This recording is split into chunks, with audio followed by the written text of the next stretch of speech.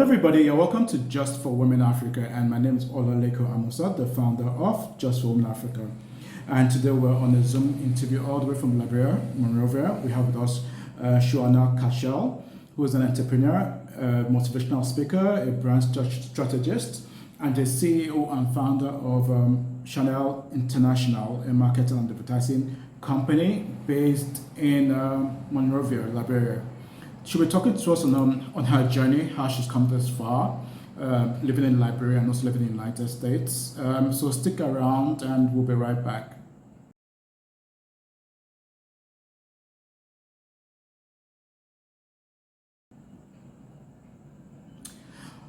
Okay, everybody, welcome back to Just for Women Africa. And we'll have with us Shoana Cachelle in Liberia. Welcome to the show, to Just for Women Africa, Shoana.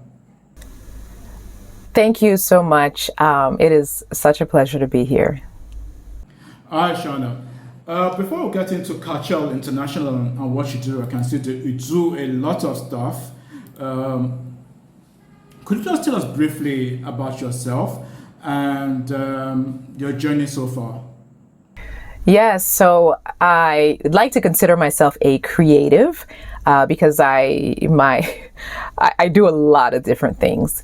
However, first I'm a mom, I'm a wife, then I would say I'm a mentor, I'm a motivational speaker, I'm an educator, I guess I could say I'm a boss for sure.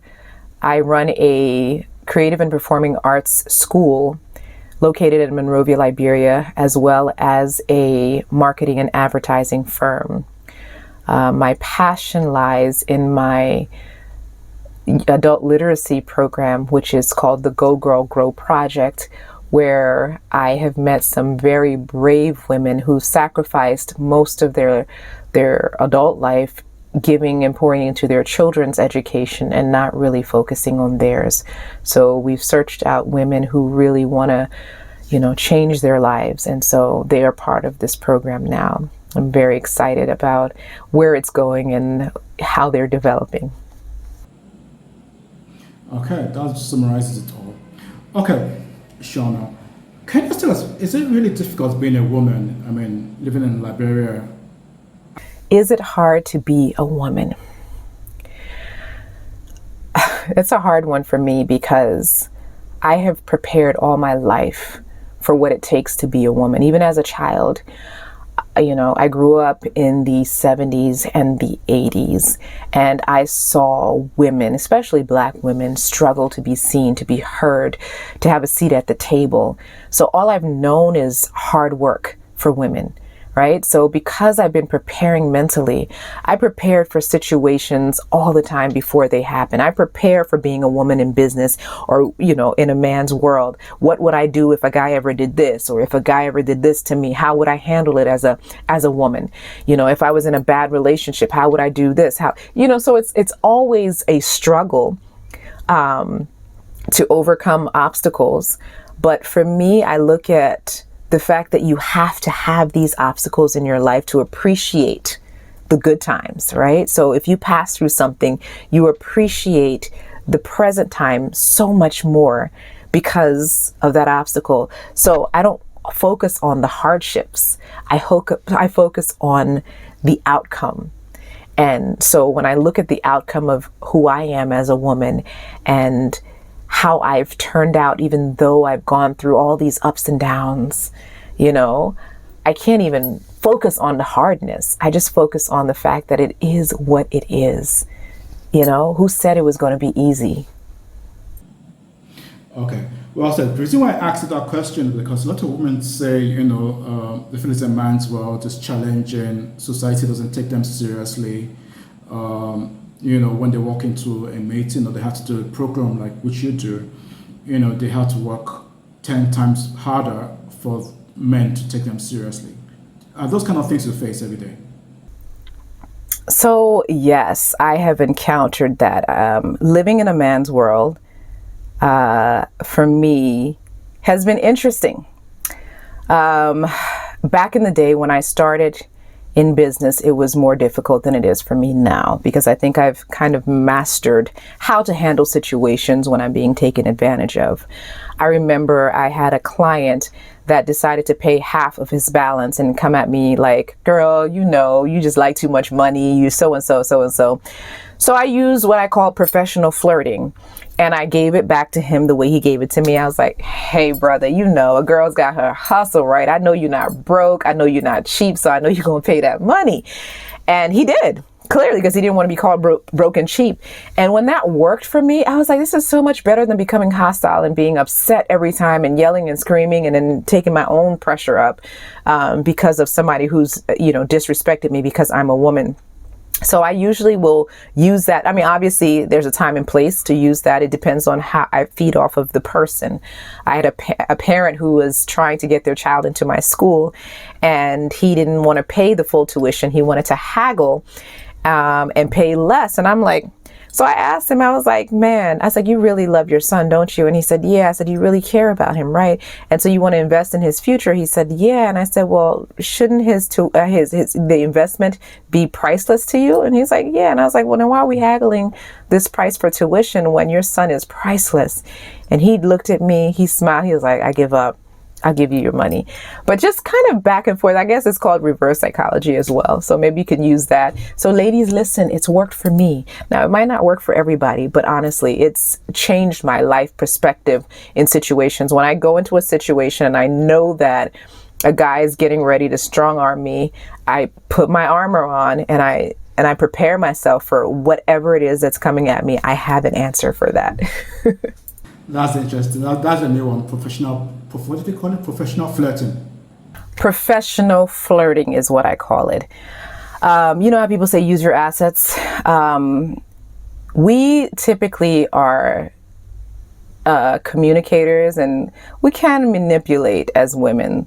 And so basically it's using that to get what we want.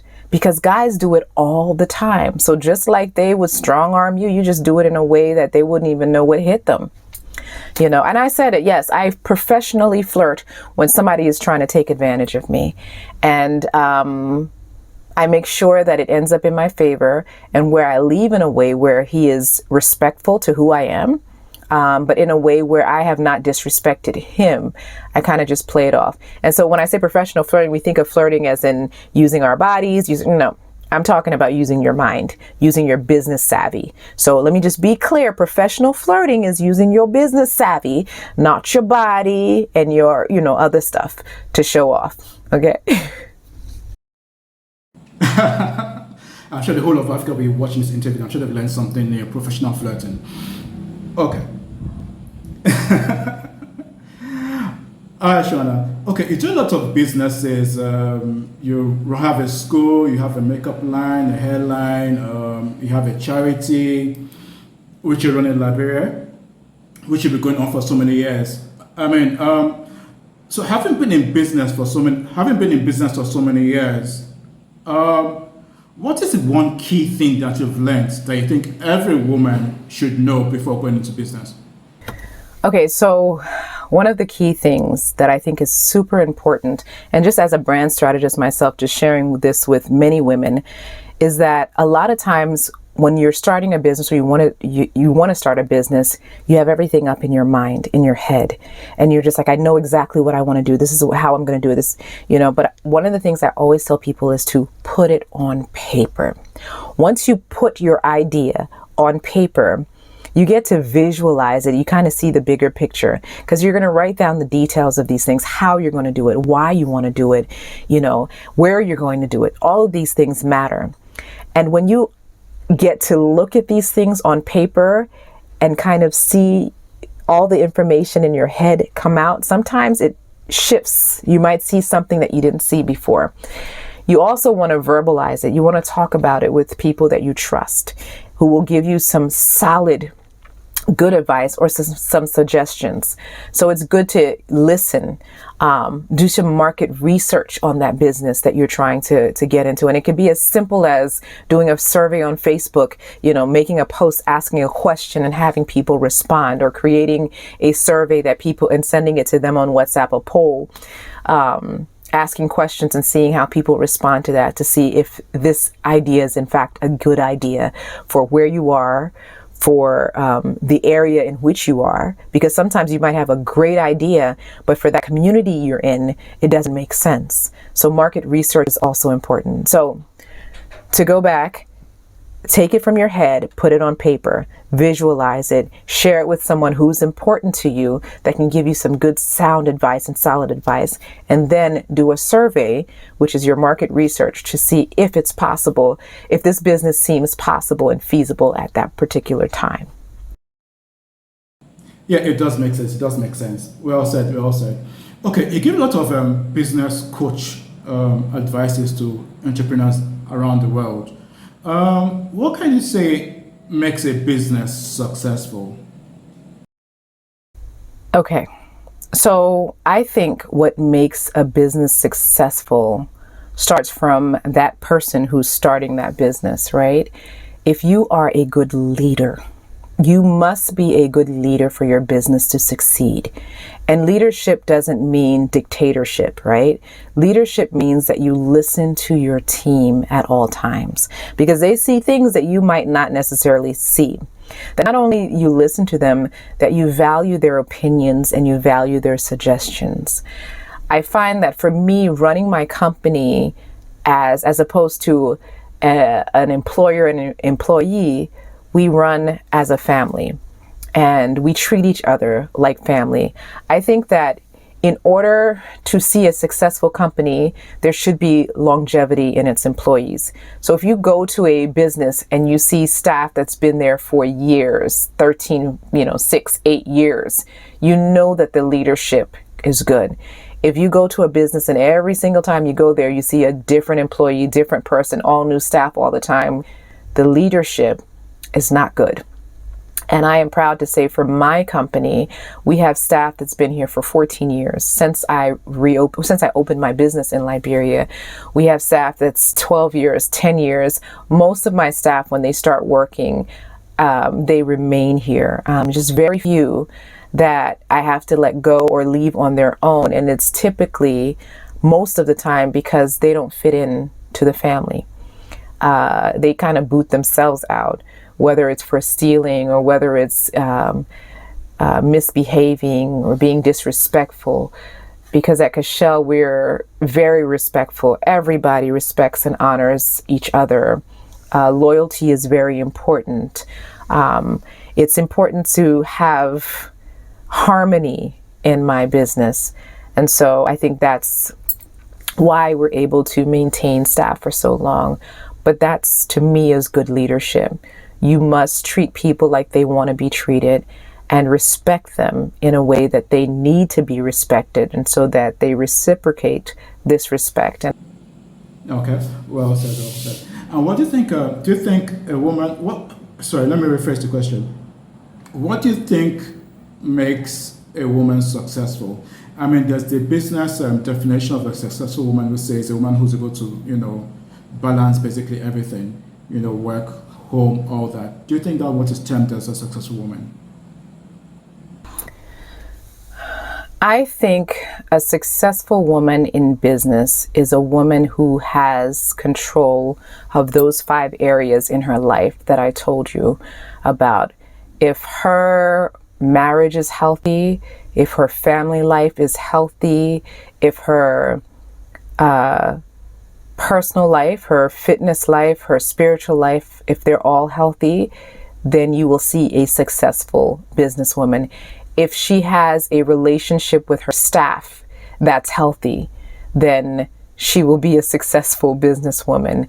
If she has a relationship that's a great reputation with her clients, then she is a successful woman in business. So I think it's just a lot of personal work as women that we have to work on ourselves to be able to handle healthy relationships just throughout our lives, through all areas of our lives, in order to find true success in business. You wrote a book who said it's gonna be easy. What inspired you to write that book? So that book is my memoir. It is my life story Well, it's part one to my memoir because I couldn't continue all of it. I'm going to make a 2-part book. But what inspired me is the fact that every time that I sit to mentor a person or counsel a person, I find myself sharing stories of my past to help them through their healing process. And I thought, wait, if I collect all of my journals from the past and all the stories, all the situations that I've gone through in my life and compile them in one book, and people got to read these that maybe experienced the same things, but were never able to get through that obstacle or get proper healing, maybe this book would be the answer. And I'm finding from a lot of the reviews that this is in fact what's happening. So I'm so grateful. This book, I became very vulnerable, and it took me 6 years to get this book out. But I know that it was because I had to pour so much of myself and my stories, my truths, which were not always so pretty. I mean, I talk about my divorce. I talk about molestation. I talk about a miscarriage. I talk about love. I talk about adultery. Everything is in this book. I have become super vulnerable by putting all this stuff out in hopes that it will help someone through some sort of trauma or some sort of crisis in their lives to see that, even though you're going through all of these things, there is a beautiful outcome to many of our stories as women. I think that's the must book for all women around Africa to buy. How can they get hold of it? So the book is on Amazon. It's also on barnesandnoble.com. It is also on my website, which is www.shoanacachelle.com / book. And so the books can be on there. The books are $15 a piece. And I would love to be able to spread it out into the world. I mean, not just in Africa, in Europe, in Asia.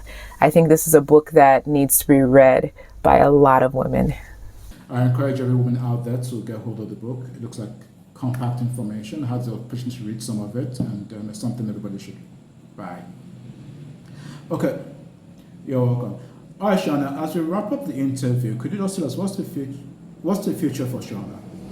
Oh, that's a good question. Honestly, I am led by whatever it is God wants me to do. I don't plan for my future like I used to. I think after 2020, COVID hit, nothing happens as planned. So I think for me, I can only tell you what I'm going to do tomorrow and not what I'm going to do next year or what I'm going to do in the future. Because honestly, where I am now in my life, I would have never planned it the way it unfolded. I am grateful for where I am in my life. I never even thought, I can't imagine what God has planned for me in the future. So I'm going to let him tell me, and I will follow the assignment and do what I'm supposed to do. But for now, I am being obedient and I am listening for my next task. I like that, and you're obedient. Thank you so much, Shoana, for being with us on the show. We appreciate it. We wish you all the best. We look forward to interviewing again in the future. Thank you so much. You were actually an amazing host. I truly enjoyed this interview.